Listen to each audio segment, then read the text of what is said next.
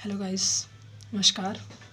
किसी ने क्या खूब लिखा है कि अच्छे लोगों की भगवान परीक्षा बहुत लेते हैं लेकिन साथ कभी नहीं छोड़ते। बुरे लोगों को भगवान देते बहुत कुछ हैं लेकिन साथ कभी नहीं देते। हेलो गाइस, आज मैं आपके सामने एक छोटी सी कहानी लेकर आई हूँ जो वो भगवान के साथ संबंधित है। तो क्या होता है कि एक बार एक आदमी की जॉब लगती है, टीचिंग लाइन में उसको जॉब मिलती है। तो उसके घर से स्कूल की दूरी काफ़ी थी। तो क्या हुआ कि उसका डेली जो था आना जाना पैदल ही होता था। कभी कभार स्कूल उसको जल्दी जाना होता था, जल्दी पहुंचना होता, तो जल्दी रेडी होना पड़ता था, जल्दी उठना पड़ता था। इसलिए वो हमेशा अक्सर भगवान को ही कोसते रहते थे कि भगवान जी, आपने मुझे कहाँ लाकर फेंक दिया है। तो क्या होता है कि अब आना जाना उनका पैदल होता, तो कभी कभार उनको लिफ्ट मिल जाती थी, जल्दी पहुंच जाते थे स्कूल। लेकिन हमेशा फिर भी जो है भगवान को कोसते रहते थे। तो क्या होता है कि धीरे धीरे समय बीतता है, सेविंग करके वो अपने लिए एक बाइक ले लेते हैं। फिर उनका आना जाना जो था बाइक पे ही होता था।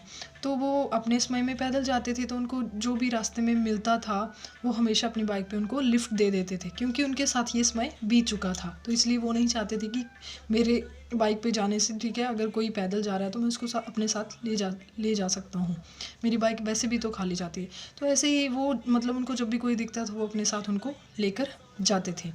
तो एक बार क्या होता है कि एक बार उनको एक आदमी साधु के भेष में दिखता है, सन्यासी। तो उनको वो लिफ्ट दे देते हैं कि संत साहब, आप बैठो मेरे साथ, आपको जहाँ भी जाना है मैं आपको छोड़ देता हूँ। वो सन्यासी बैठ जाता है। कुछ दूरी पर पहुँचते ही वो सन्यासी क्या करता है, उनकी पीठ पे चाकू लगाता है और बोलता है कि गाड़ी से उतर जाओ, इस गाड़ी की मुझे बहुत ज़रूरत है।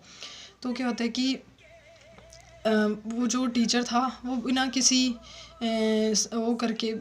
से उससे वो करके क्या करता है कि उतर जाता है और बोलता है कि मैं और तो आपसे कुछ नहीं कहूँगा, लेकिन इतना ज़रूर कहना चाहूँगा कि आप जहाँ भी जाएं आप ये मत बताना कि ये मेरी गाड़ी है।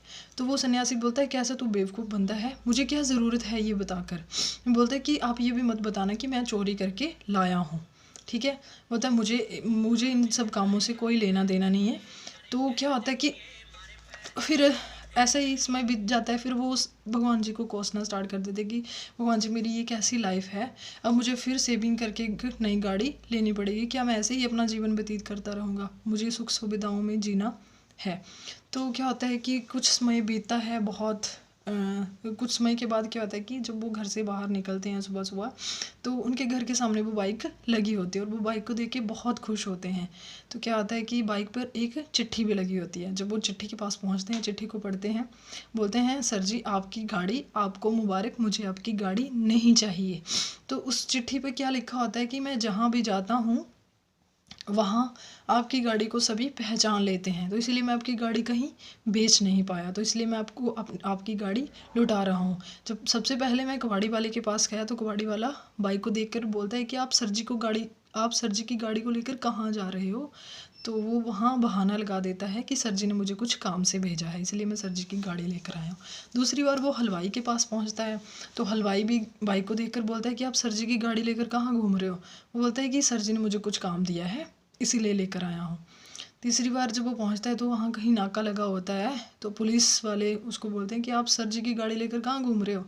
वो बोलता है कि सर जी ने मुझे कुछ काम दिया था। फिर वो वही बहाना लगाकर वहाँ से जैसे तैसे करके छूट जाता है, तो इसलिए मैं आपको आपकी गाड़ी लुटा रहा हूँ। तो वो जो टीचर था वो अपनी गाड़ी को देखकर बहुत ही खुश होता है और भगवान का धन्यवाद करता है कि भगवान जी, आपकी लीला तो अपरंपार है, बहुत बहुत धन्यवाद आपका ये गाड़ी को लुटाने के लिए। तो उस टाइम उसका भगवान पर जो विश्वास था वो बना रहता है।